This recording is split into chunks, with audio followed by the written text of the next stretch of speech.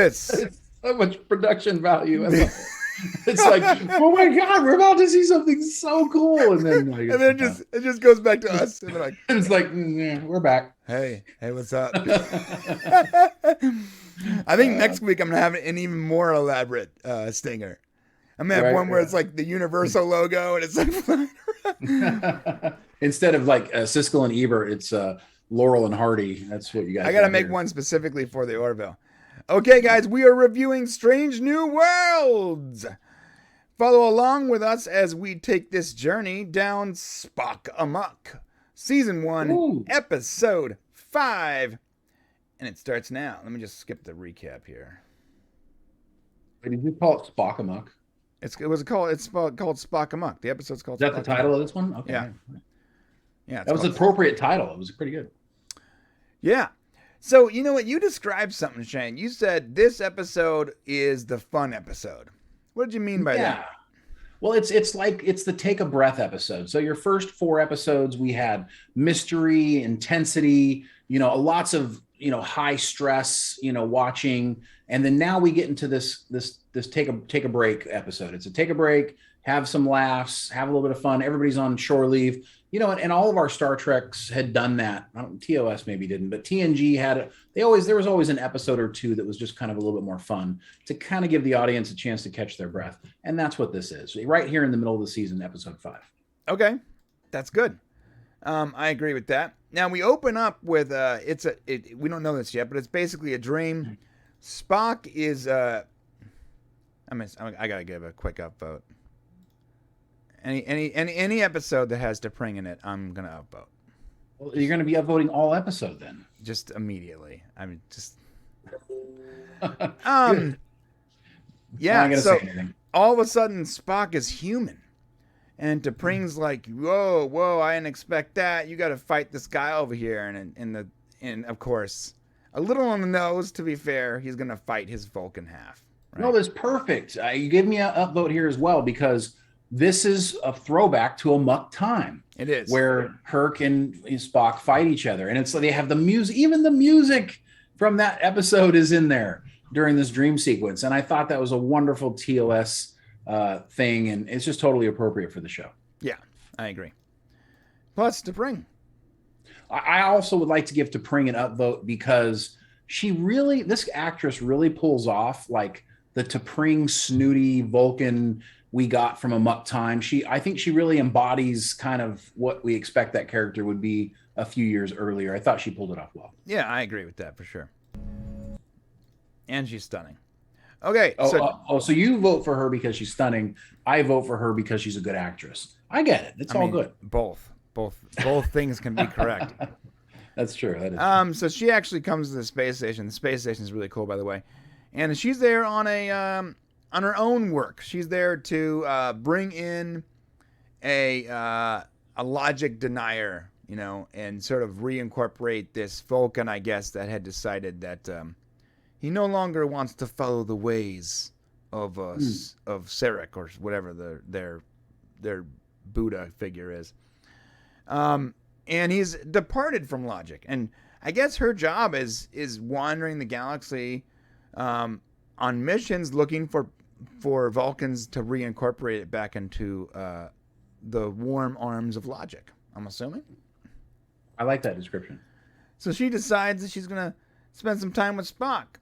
And there's an ongoing argument going on here because Spock is always too busy. So because of his career in Starfleet, every time he's going to spend time with T'Pring, something comes up and he has to take off. He's got to, modify his schedule. And she went out of her way to prioritize Spock, and he is having a hard time doing the same thing. And if you've ever had a longtime girlfriend or wife, if you're a man, here's the deal. This is pretty spot on. I mean, it is. It's not that I don't want to prioritize my wife, but often work sort of supersedes because, I sort of need her to be flexible because my job is sort of all over the place sometimes. So I sort of feel Spock's pain here. He wants her to be happy, but he's also got to go deal with this diplomatic situation. That's why he's there, right? So that's the argument they're having right now, and she's ribbing him a little bit because his quarters are messy or human or whatever. Well, yeah, messy, human, same thing. So right, same thing. Okay, I withdraw my criticism, is what she said. Yes, I withdraw my criticism. I actually wasn't too happy with T'Pring and her character until a little bit later on when Spock actually comes back late, and that's the moment where I start to have empathy for her. Right, because she's yeah. They're on two different pages, but she's patiently waiting. Yeah. Okay, so what they're there for, and this is very important. They, I guess they just got out of a Klingon war, right? They're referring to the Klingon war from Discovery, I'm assuming. And they need to make friends or incorporate this species into the Federation that will give them a strategic advantage over possibly future skirmishes with the Romulans or the Klingons. Is that the case? Yeah, and basically they're called the Rhongovian Protectorate, and they seem to be positioned in space right between the Romulans and the Klingons, and that would actually give us a path to the Beta Quadrant. So kind of without this relationship, it would actually make the Federation a lot more difficult to operate and wouldn't have access easily to the Beta Quadrant, which is important. Yes. That's really cool. And one thing I got to upvote here. I got to hit an upvote because the old solar sail ship is so rad. Oh yeah. Well, I've got an upvote for that for later in the show, but go ahead and give it to me now here, I guess. All right. I mean, it was so cool because they use technology that we talk about today using to travel amongst the stars, using a laser. You actually show the vehicle shooting a laser into the sail to create speed. It was pretty cool. Right. And it's also a little bit of not throwback because I guess it's in the future, but in DS9, there was they built a solar ship or whatever. Right. From ancient designs, which, I guess this would actually be like ancient designs when it comes to DS9 time. Right. Yeah, very cool. And this species is very interesting. So when they were dealing with the Tellarites, they were extraordinarily rude and sort of mimicking the Tellarites. And then they meet Pike, and they're very reasonable. And they meet Spock, and they're very logical. And we get more into that a little later. But I like when you introduce a new species, and there's something unique about them. Not just unique in what makeup you have on the actors, but like their personality, their character. This is a truly unique species. They are flying around in what appears to be solar sail ships, which is rad. And very unique, where they are mimicking, sort of empathically, they're mimicking the posture and the attitude of the people that they're negotiating with, which is we've seen. And they're doing it in order to get return empathy. So they're not doing it because they want to copy them. They're doing it so that way they will be more in tuned to receive empathy back from whoever it is they're dealing with. Right. So you're connecting with them on one level to get their empathy. They're an empathetic culture, which is interesting because we've never seen these guys before. It's obviously new. Unfortunately, we never see them again in the future because they seem to be a pretty interesting race that play an important role in the Star Trek universe, at least in where they're located. So, I mean, I think this is a win-win here. And, maybe we can see them again in the future when we move forward into another series. Right. Yeah, I hope so, because I like this race. It's almost like it's not just their biology, but the way, their society came up. This is sort of the way they communicate, and it's unique. It's unique, but familiar enough for us to understand, which I like. Yeah, and it doesn't feel like a throwaway race. So a lot of times in Star Trek, we'll meet like new aliens, and we'll be like, oh, those are throwaway aliens. Like they're not important. We won't see them again. This felt like there's a lot more depth to these aliens. They gave us a little more than they would typically give us, and you could see them actually being somehow engaged in the franchise in the future. But like I said, it'll have to be after Picard because There's nothing else unless they come up with something in between. You know what? So let's upvote downvote these guys. I upvote them. I'm gonna upvote them too. They're really good. I think it deserves a downvote.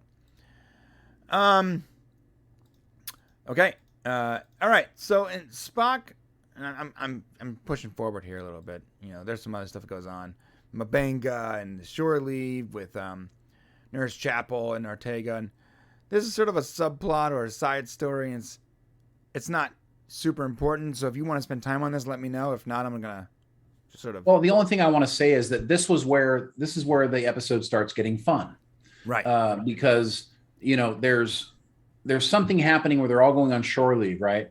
But the humor really begins, and when we get to it starts here, but when you get to the transporter pads, they got this great joke where it says "where fun goes to die" is like the nickname for these two right there that you just saw, right? And it's like you just see the characters kind of growing together, and they're really becoming a crew in front of us, and that was nice, and it was just very light, and it's nice to see M'Benga being able to have more humor. We don't see that typically a lot from him.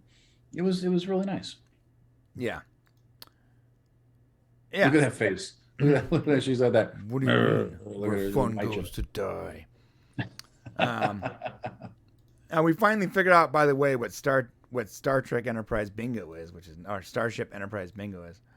You know what's funny about that whole situation is that's not untrue to the way the real Navy works. Like now, like our current Navy, there were always the people who couldn't wait to go on shore leave, and we always had the people who really didn't want to go on shore leave. They wanted to stay on the ship, and so that's actually pretty natural. Yeah, I was probably one of the people that would always want to leave. So. Oh no, I wanted to get off that ship. There was a beer in there somewhere for me. Yeah, I was in the Army, so it wasn't a ship. But anytime we had a chance for a personal day or a personal weekend, I took advantage. Yeah. Okay. All right, so now we have Spock coming back to his quarters. He's late. She's been patiently waiting, poised as all get out. Jeez. I'm glad there's not going to be a ton of T'Pring episodes because you're distracting. But she's distracting. What do you want from me? Look right there. That's the moment. That's the moment I feel empathy because she actually prepared a nice evening for them. Up until this point, she's been just kind of, I don't want to say she's been very Vulcan, very pushy, Right. And now you notice like she's really went out of her way to do something, and you're like, oh crap, Spock should feel bad. Right. Yeah. So in a typical Spock, and this is very Spock, I believe. When let's talk about this real quick before we get to what I was just saying. So Chapel is not interested in a long-term commitment. She's just trying. You think? She's just trying to swipe right and move on, and this is obvious here. She says it in sickbay, and again her whole attitude with this guy is like, he's like, we're gonna talk about a relationship, and she's like, oh, okay, listen, I gotta go. This guy wins the acting award for cringiest dude ever. Yeah. With so you're fire. What about me? Don't I look fire? And I'm like, oh my gosh, I just can't even believe you said that. We're both fired. For a minute there, I thought he was Colin Jost, whatever his name is. He kind of looks like him, Colin Jost. Yeah. Yeah, he kind of looks like him, which would have been. I don't necessarily like the dude, but if he did this cameo, I would have had nothing but respect. Yeah. So she sees Spock over there, and she uses that as an excuse to sort of get away from this hyper cringe. What do they call them? F-boys. And she goes to hang out with Spock, and he explains that they're having a difficult time connecting. Now back on the Enterprise, we got Leon and Una, and they're talking about how they're not fun to die. What's that about? Blah blah blah. And that's fine. Whatever. What's wrong with replacing the batteries in the receptacle and checking on the oil levels of this or that and the other thing? I mean, what's wrong with that? Yeah. But I found this interesting. Let me just. There we go. So there's a couple cadets or ensigns or whatever, and they're playing Enterprise Bingo. And this is where it gets fun. Back with Spock and Chapel, he explains that they're not connecting. She gives him some good advice. Yada yada yada. I'm not giving this upvotes or downvotes because it was just It's just story. But you are seeing like maybe the potential beginnings of some sort of a. I mean, they tease throughout the entire thing the relationship between Chapel and Spock, which looks like it's probably on a path to something. But frankly speaking, it won't be, considering the fact that the final breakup with T'Pring doesn't happen until Kirk is running the Enterprise in TLS. Right. Now, let's talk about Vulcan soul sharing. Dude, it's basically Freaky Friday for Vulcans. Yeah, but what is that? Have we seen this before? I mean, not in Star Trek, but like the movie Freaky Friday, literally, like a bunch of them. Yeah. So unfortunately, we gotta make this an upvote, downvote moment, and unfortunately for me, this is gonna be a downvote. Yeah, I don't like it either. You can down if you're making it. I didn't actually upvote or downvote it when I was watching it, but if you're gonna force me to do it, I'm gonna say downvote, even though it was interesting. It was interesting. But unrealistic, and I feel like you can subtly add a more layers to Vulcans. That's completely fine. Add some more layers to Spock. Yes. But this is not a layer. This is sort of a big deal. This is not a small detail that enhances our view of Spock or Vulcans. This is like a whole new thing. And we did have mind transfers. I mean, so like it's not. I want to defend it just momentarily. In TOS, there were mind transfers that happened for various reasons, but this is the first time we're ever hearing about it with Vulcans that I'm aware of, and so it does feel a little bit out of place. Yeah, for a minute there, I was hoping that the species they were talking to, those aliens, had something to do with this, and it wasn't. That would have been cool. It would have been okay if that was the case. If it was like, oh, it's like a deep mind meld, but because of their empathic abilities, it's sort of like pushed it over the top or whatever. This wouldn't have been a downvote had it been the case. There needed to be it needed to be more than just, wow, this is just something that can happen, because I'm just not sure how many Vulcans would be rocking the soul sharing thing if they weren't sure they could get back in their bodies, Right, yeah. So yeah, there needed to be some kind of outside force that made this possible. And you know what? This is not the first time we've criticized this in Star Trek. Even, famously now, we've complained so often about the stupid Romulan engines, right? The singularity drives that they use are stupid. So there's some things that sounded cool, but maybe instead of it just randomly occurring and them traveling in time, or randomly occurring and them swapping bodies, you should make it, if you want it to be part of the story, make it some kind of external outside force or stimuli that makes this unique thing happen, and not something that can just randomly happen at any moment. Because if that's the case, hey guys, you should stop using singularity drives, and hey Vulcans, stop soul sharing. Because if this can happen randomly, then it's problematic at best, right? That's why I got a downvote. Okay, yeah. So they Freaky Friday it up, and I don't want to be vulgar, but if I was all of a sudden in T'Pring's body, no! Everybody thought it. Nobody said it, but you. Everybody thought it. Nobody said it, but you. The reason I even said that because I knew you would stop me. Just don't even go there. I'm gonna find a mirror right away. Where's the mirror?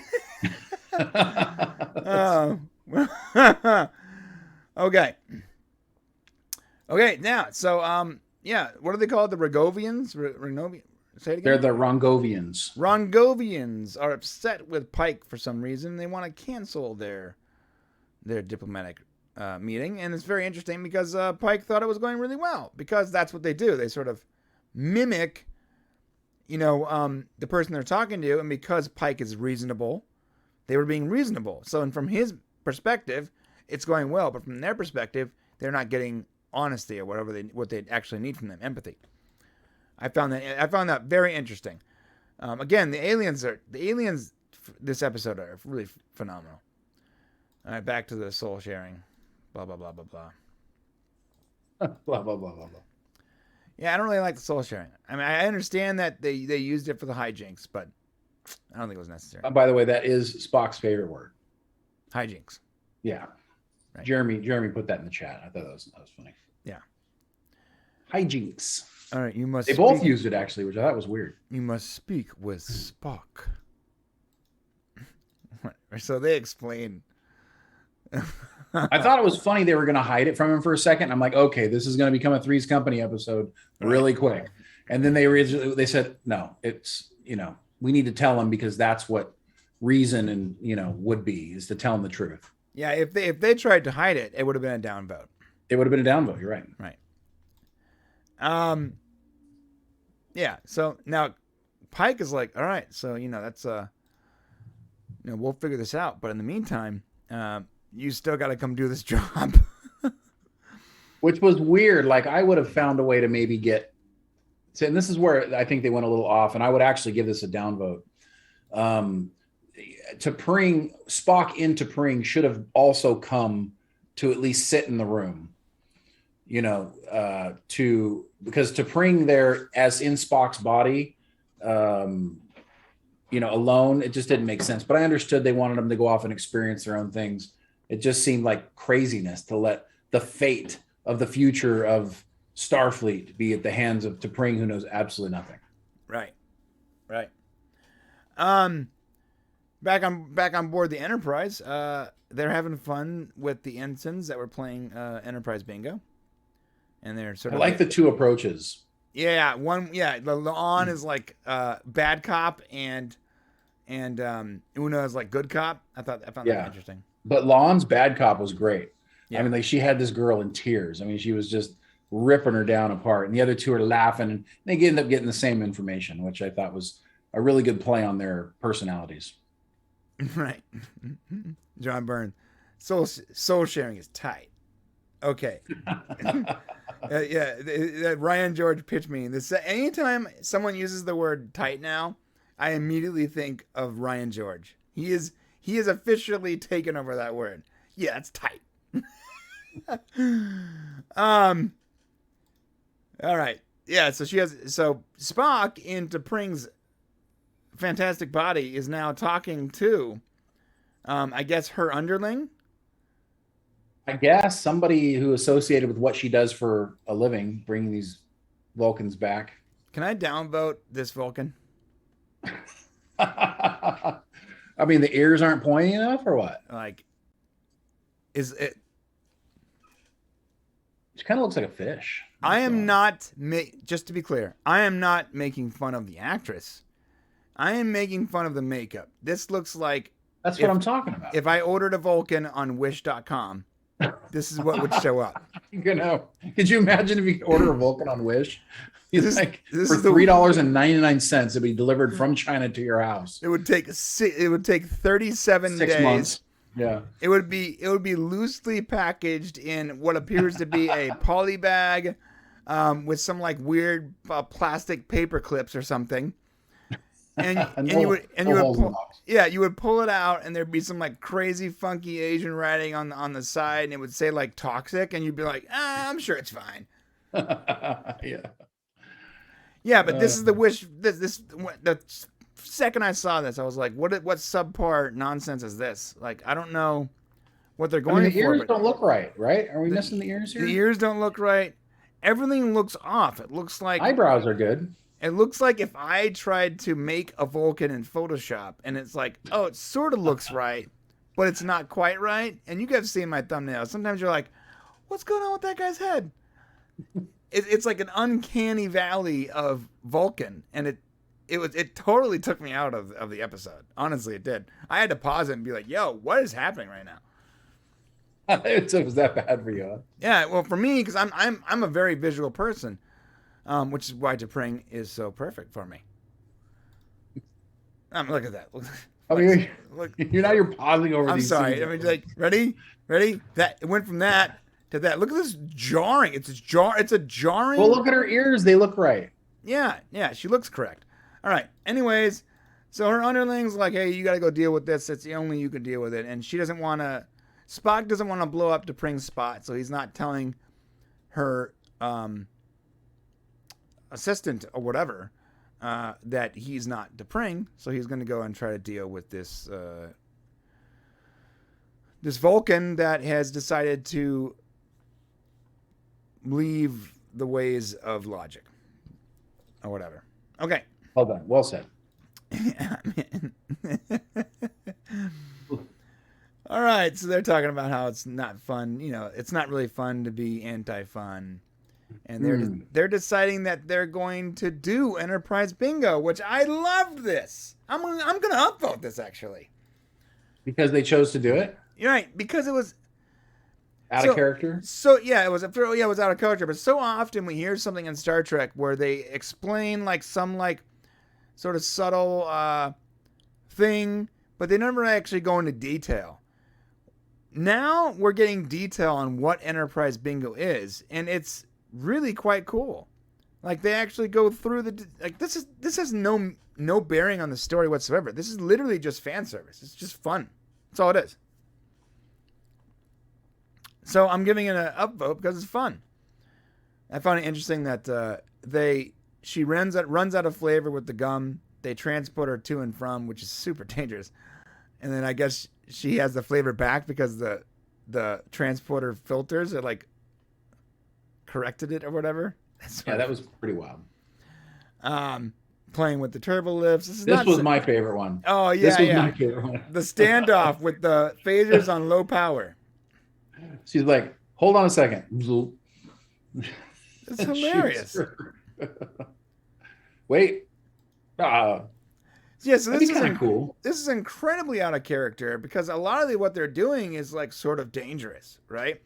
Right. That's true. And these are like, the where the fun goes to die people on the ship. They're the sticklers, right? Stiflers, whatever. I was kind of wondering.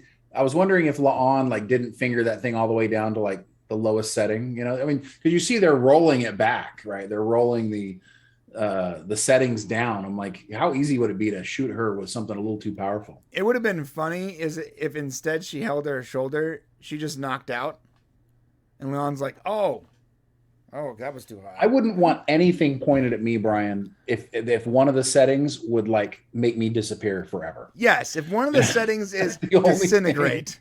Like, yeah. How could you trust a person to even stun you when they can disintegrate you with with like a flick of your thumb? Yeah. I don't even want if I'm out there doing airsoft, like I don't want you pointing your airsoft rifle at me if I don't have all my protective gear on. So, and that's not going to kill me. I just don't want to feel pain. Yeah. It would have been funny though had she not properly set the setting and it stunned her instead. And she's like, yeah, like hard. And then she took a look at that weapon like, oh, and she had to dial it back, Yeah. She's like, ow, that stings. Right. It was just great. It was really fun. That was a great episode. That was probably my favorite part of the whole show right there. Yeah. Okay. So, is it weird that Ortega has like no purpose this whole episode, just to be there, huh? That's kind of been Ortegas' role the entire season so far. Now, granted, Ortegas is still way better than every single person on the Discovery's bridge. Right. Wait. Backed it up. Name one person besides Burnham. Robot part face girl. Yeah. That's why. Because even though she has done nothing for 5 episodes, we know her name. Yet I cannot tell you the name of a single character on the bridge of the Discovery except for Burnham and Saru. Everyone else completely eludes me. And I've seen 4 seasons of that show. 4 seasons. No, it's true. I mean, so Ortegas, we know Ortegas' name. We know she's kind of funny. She's a good pilot. We know a lot of things about her, but we don't really know her backstory yet. And And I want to give some kudos here, because I thought for a second we were going to end up with like an Ortegas Chapel love story happening here. For like a moment, God. I thought it. I'm like, man, are they going to do it? You know, like, are they, because Chapel's kind of, I guess, apparently a little touch of bisexual, although she did indicate that she wanted a relationship with a dude. No, she's not bisexual. She's a freak, bro. Okay. She's just a straight freak, bro. This is her. She had a thing with a girl. This is her when she's on Tinder. Well, she doesn't even look at it. She just goes right. Well, Discovery would have put these two together just because, and not because naturally they should go together, but because socially that's what they would want to do. But what they did is they did the right thing, and they let each person be their own individual. And so Ortegas, I'm hoping at some point we actually get a story about what her background is. And she's the only one that doesn't seem to have any baggage at the moment. Yeah, I want to see Ortegas hook up with Chief Kyle. Yeah, I don't think that's going to happen. Yeah, she would just rough him up. No. I want to see Una with Chief Kyle. Imagine that. Imagine that pairing. Poor Chief Kyle doesn't look like Kyle. a chief. Kyle looks like a little boy. Yeah. It's kind of funny. It's actually he had a line on this one again. They call him Chief, and I'm like, Chief? Yeah, he's the transporter chief, but it just doesn't work. It doesn't look right. I get it. She's asking him, what do you know about this bingo? What do you know about this bingo, Chief Kyle? And he's like, oh, nothing. I guess you can be a chief and just be like super small of stature, but it's just you can. Yeah. It looks or wrong young. to me. It's about age usually. Because that guy looks like, I mean, like my oldest looks larger and more capable than he does. You know. I mean, yeah, but he is of the Asian. He looks part Asian, right? I don't know. And they do look, I mean, even when they're old, they look young. So maybe he's like 46. We don't know. Chief Kyle's really he's pushing 50. And we can't tell. You know who was it in this episode? Oh. Hemmer. Oh, yeah, you're right. So that was kind of weird. Yeah. Yeah. Neither was Uhura. Yeah, she was. She was in there at the beginning. Oh, she was at the beginning. She was part of the Rhongovian thing.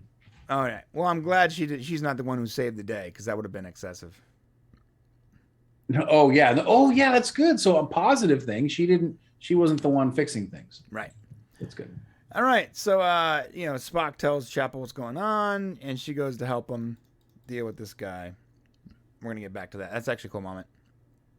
It was a cool moment until he punched him, which we'll get to. I got a downvote for that. Okay, wait, cool. We'll get there. We'll get there. Okay. Nice. I'm glad we're on the same page. Yeah. So they're finishing the bingo list. I think it's cool. Yada yada yada. Okay. Now this is when Pike sort of figures out what's going on, and I got to upvote this actually. Yes, me too. Give me one as well. Pike being the guy who is observing, interacting, and sort of figures out what's happening, how this race works, and how they deal, and sort of saves the day with Spock / T'Pring. It just felt natural. It felt like, why does a captain exist?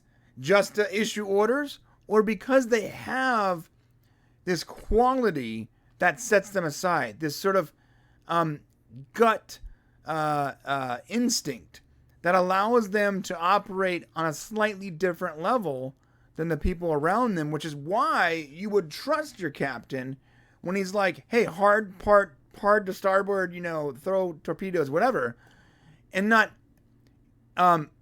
second guess everything he does like they do in Discovery. Sorry to bring it up again.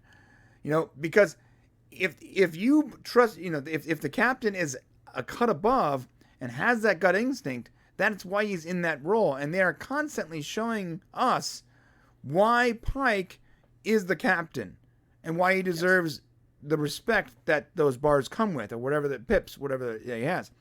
And it makes sense to me. And we're seeing that again. And not just in combat or when he deals with people or whatever, but now we're seeing it diplomatically, which is a big part of how captains on Star Trek work, which I loved. I loved it. Yes, I love that too. And I also want to say just quickly that what he says about what he says about Spock during this whole thing, and where he's addressing him, and he's saying, he's basically he represents Starfleet. He is what makes Starfleet great. And I thought that's really such a great thing, because even through all of Star Trek, it's the truth.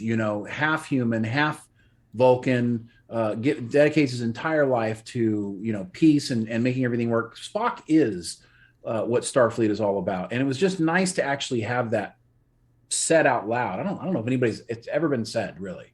Right. But it was just said here, and I thought it was a really great moment, and that's why it got my vote. Yeah, I agree.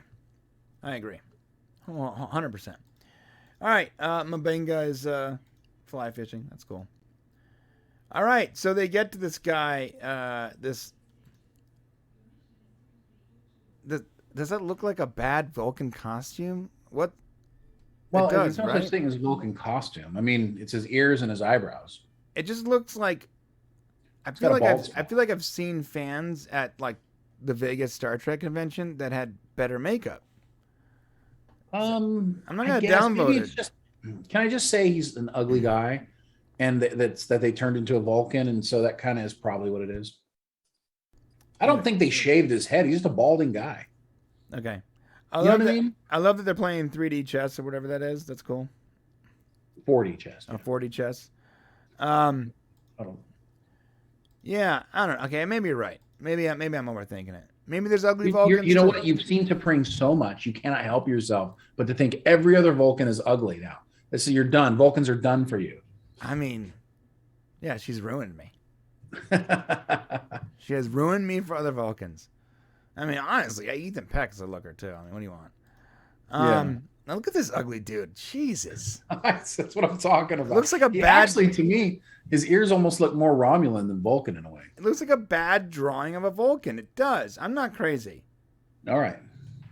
The ears are just so outlandish. Like, jeez.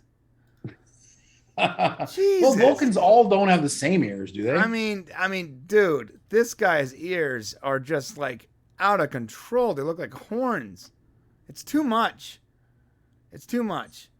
Okay. Give him your downvote. Call it good. I'm not going to give it a downvote. I don't want to downvote someone's looks. That would be 2 Vulcan downvotes. 2 Vulcan makeup downvotes. Well, I didn't downvote the other chick either. Oh, you didn't? No. I said I'm not going to downvote someone because they look weird, but I got to point it out, though. All right. Yeah, you're so right, though. Like, look at the difference between him and T'Pring. Well, but it does get a downvote from me here in a moment. Yes. Boom. That's there. The downvote. Yeah, same here. Spock is not going to just punch somebody. I'm sorry. I got to stop it. I got to call it at that. Maybe he has like those female hormones running around. Do Vulcan women have that too? Look at you reasoning out why he might do I gave it no, hold up. I gave it a downvote too. I'm just wondering, like, how can you, at devil's advocate here, how can you justify, like, because I don't even know very many humans in Starfleet that just completely operate violently like that. So Vulcans, it's sort of, so maybe he's having a hard time dealing with these new hormones that he's not used to. All right. I mean, yeah, you can have that justification. Moreover, it was like he was protecting what he was saying about Chapel, which I thought was interesting. I don't know. I mean, maybe they thought the whole thing was funny. So what Spock would have done in this situation is he would have raised his eyebrows and said something snarky, and that would have been the end of it. And then if he had to do something about it, it'd be a Vulcan pinch on the neck at some point, or he wouldn't out and out punch somebody in the face though. Yeah. The way Spock disarms literally and figuratively people, and sort of like dispatches them when they're being dickheads, is by being smarter than they are. Yeah, by being faster, having quicker wit, and using logic as a sharp instrument, not just punching someone in the face. But I gotta be honest, if I woke up tomorrow and I had my wife's hormones running around in my body and I didn't know how to deal with that, I'd probably lose my mind too. Okay. Because don't tell my wife, but she's nuts sometimes. Like she's crazy. Okay. Send help. I ain't saying nothing. Don't worry. I don't know. Either way, I got a downvote. Unfortunately. Okay. All right, so Mbenga using like African herbs or whatever, slugs or African herbs. What was it? What was it? What was it again? It was an alien. It was some alien stuff. So it was basically dirt or something. So this is not usually worthy of a upvote or downvote, but I'm going to give it an upvote, and I'll tell you why. Okay. It reminds me of my second favorite Doctor in all of Star Trek. All right. Dr. Phlox. What? Oh, using like ingredients and stuff like that. Right, and it makes sense. Okay, so Dr. Phlox was part of the first Enterprise, right? Enterprise NX-01, and a big part of the reason he joined the Enterprise was to find new ways and new medicines and new sort of methods for being a better doctor, right? Right. Now, this Strange New World is taking place, a lot closer to the NX-01 time than TNG, right? So it makes sense that doctors are still sort of, finding new methods of health and expanding on there, which is why we don't see it very much with Crusher and, DS9 and all those other, and Voyager or whatever. But we do see it in these sort of like frontier days of Star Trek, which would be NX-01 and Strange New Worlds, right? Okay, well, Star Trek Enterprise was from 2151 to 2161, and Discovery is 2255, which, so I guess you could say, is basically same time frame. So that's about 100 years. And then you've got the Next Generation is 2364. So I guess it technically is a little bit closer to Enterprise than it is to TNG. Right, just a little bit. I mean, they call this like the whole thing for the show is like the frontier. So it has that whole vibe, and so if NX-01 was like the real frontier, it was like the beginnings. I don't know. I like the vibe. I like the whole. I feel like someone in the writing room is a Dr. Phlox fan, and they're sort of like trying to expand on this sort of frontier medicine style thing they're doing. But using mud and crystals to transfer back their katra, their souls to each other, I don't know about that. Yeah, that actually gives me a downvote. So, yeah. So I gave it an upvote. I gave it an upvote for what they're doing and a downvote because it makes no sense. Yeah. Hey, thank you. So it's a roundabout way of saying it's a zero-sum game. But regardless, I wanted to make sure you guys saw my math. Okay. Oh my gosh! I saw Art Mage phrase thing here. Your first favorite doctor better be Pulaski. I didn't like Pulaski. Pulaski's actually my last favorite. Yeah, she's my least favorite. All the Star Trek doctors, which is why she's gone. Yeah, I know people love. Look, Archmage. Hey man, subjective is a real thing. People love that doctor. I never did. I think he's being sarcastic.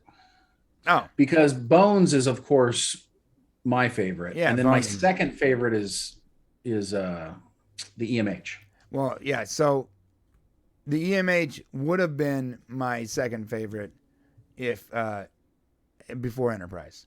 So for me, it goes Bones, Phlox, EMH, and then honestly, everyone after that is sort of like in the same tier. It's whatever. Although I'm digging Mbenga so far. I like him. Yeah, well, more time has to go by before I can really. I actually don't. I don't think we know enough about his character to like him yet. He hasn't really done a whole lot that has really impressed me. In fact, during the whole episode where everyone was diseased, he didn't do much. True, that is true. Yeah. Okay. All right. Yeah. So magic, crystals, and mud. Blah blah blah blah blah blah blah. Going back, okay, a little flirtation. All right, is he gonna get some, Shane? Is he gonna get some, Shane? Yeah, I think so. He's gonna get some of that sexual healing right now. I'm pretty sure. Sexual healing. Oh yeah.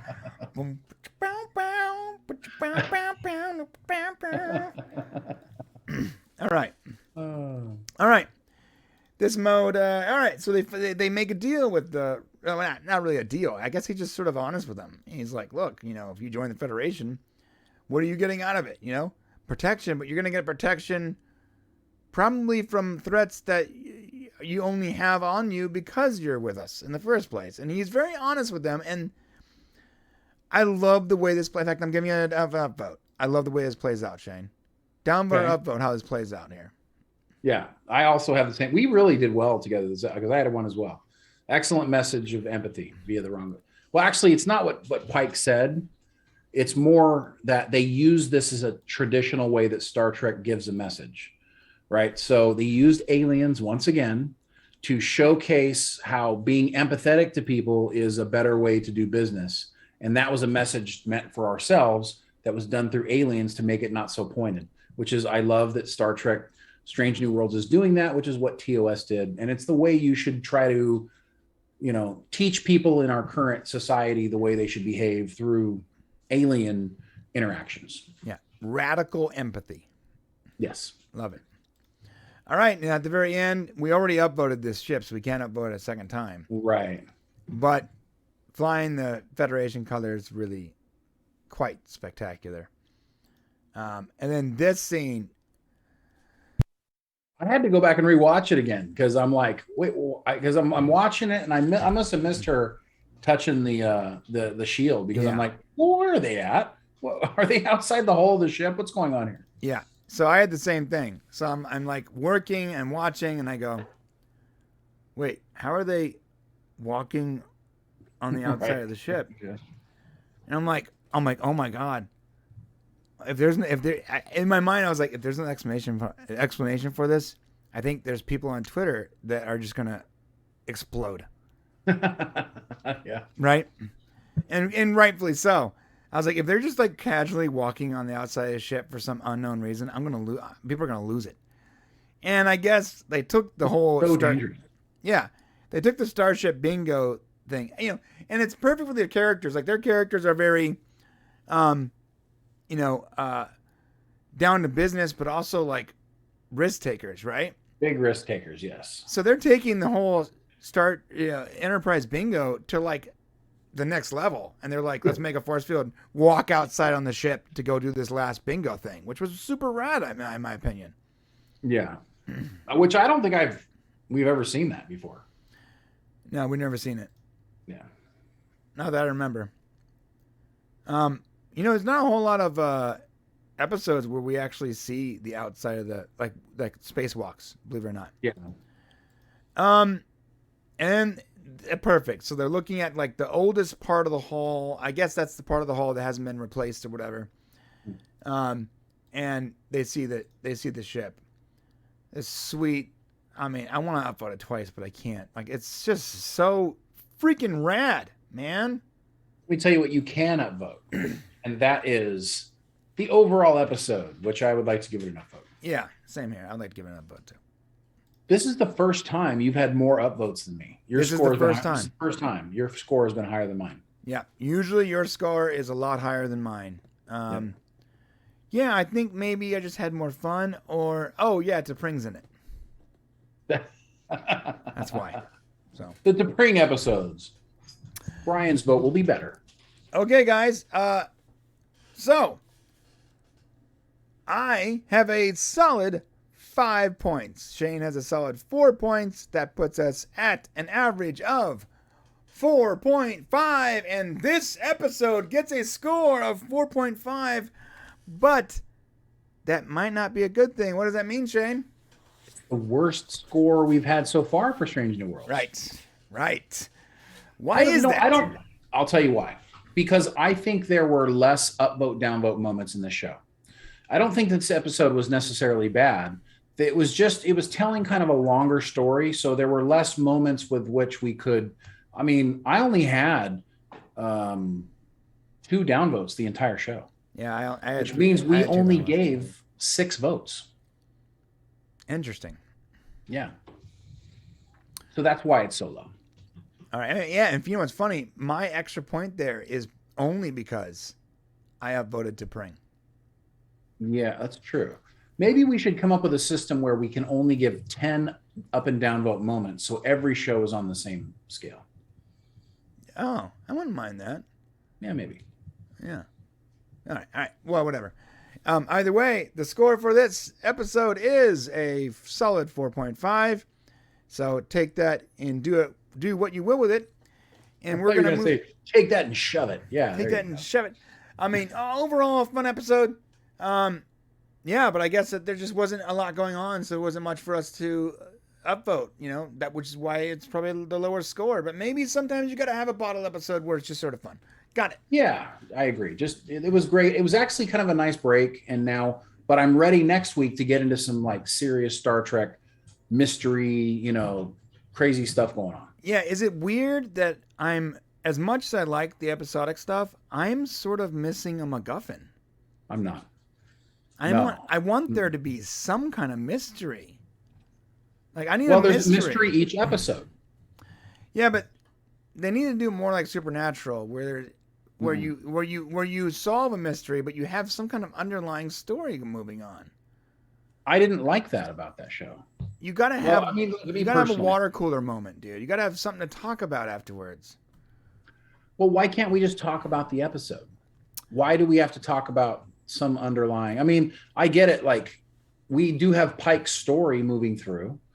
They're just not addressing it every episode. A big part of Trek, though, is like the theory crafting on what can happen, and when you solve every mystery instantly, which I guess you can't have your cake and eat it too, but right.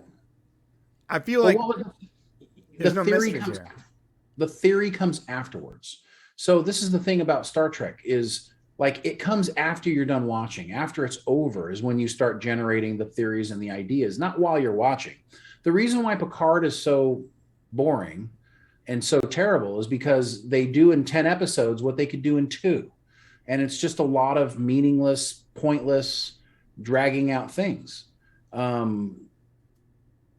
You can create a mystery, but when you drag that mystery on for 10 weeks and you can't pay it off in the end like Picard did, it just becomes a weakness. Picard season 1, no payoff. Picard season 2, no payoff. Discovery seasons 1, 2, 3, 4, no payoffs at the end because we're waiting for this big thing that ends up being a letdown. I agree with you, but Enterprise, Voyager, TNG, DS9. TNG didn't have that. What? TNG didn't have that. No, TNG had most of it was episodic, but there were plenty of episodes that forwarded mysteries forward that we still talk about today. There are so many theories about stuff that we don't even know anything about. After it was over, we've only had 5 episodes of Strange New Worlds. We don't know what all the things are. I get it. DS9 created this storyline that you could follow with the Bajorans, and the whole thing was like a continuation. I get it. Some people dug it, and I didn't like it as much. Voyager, they were trying to get home. We had that to deal with every week. So maybe, but every episode was different for Voyager. We're only in the first 5 episodes of the first season of the show. There's not been a return of characters. We haven't seen the same things. It's going to take some time before that happens. We were talking about Picard because it was pointing toward, they went in time travel. Every episode was connected. Right. You didn't have a choice to it. Right. So maybe it gives us more to talk about, but I got to tell you this, I am enjoying this so much more than any of that other stuff. And simply because I do feel like I'm getting a new story every week. Right, but I do feel like there's a way to have an underlying story, season story while doing what you're doing here. So you want Strange New Worlds to have one big baddie that they're trying to track through the entire season? No, not necessarily. That's what it has to be, because T'Pring Spock has a storyline. Pike has a storyline. Uhura has a storyline. I mean, they all have little storylines that we dip into every once in a while, but there's no one big bad thing or big, there's no puzzle piece at the end we're trying to fit into this. What's the giant creature we're going to find at episode 10 that we have to defeat? That's what you're talking about. Not necessarily a creature, whatever. I mean, I'm using that as an idea, whatever. I'm loving Strange New Worlds too, but I do feel like to maximize the potential, the Star Trek potential, having your episodic content with underlying stories, and I know it's harder to do. But that sells it, and a lot of extraordinarily successful stories have been able to do that. And I don't understand. There's no reason why Star Trek can't. Well, you know what? Let me back that up. I'm glad this is happening, and I'm not gonna ask for more than they can handle. Maybe that's the right. I don't think that's it at all. They gave us Picard recently where they did that. No, they didn't. There was never any payoffs. Like Archmage says, if you're doing a series long mysteries, you gotta have payoffs. There was no payoffs for Picard. There wasn't any. Well, they thought there was. They just didn't do it well enough. Right, which is why I'm saying maybe I should back that up and not ask for that, because they weren't able to pull that off for 2 seasons of Picard. Yeah, or for any season of Discovery. I mean, so maybe I just be happy with what we're getting now. Be happy you've got enjoying stuff now. And I'm telling you, we're 5 episodes in. I promise you, they're going to be ramping up towards the season finale. Like, you're going to get this over the next 5 episodes. You're going to get this. It's still going to be episodic, but you're going to start to feel like we're heading somewhere, because that's the way all these TV shows are now. It won't just be completely episodic through the end. There's some payoff at the end of the first season that we haven't gotten to yet. Okay. That's fair. All right. Well, that's it for our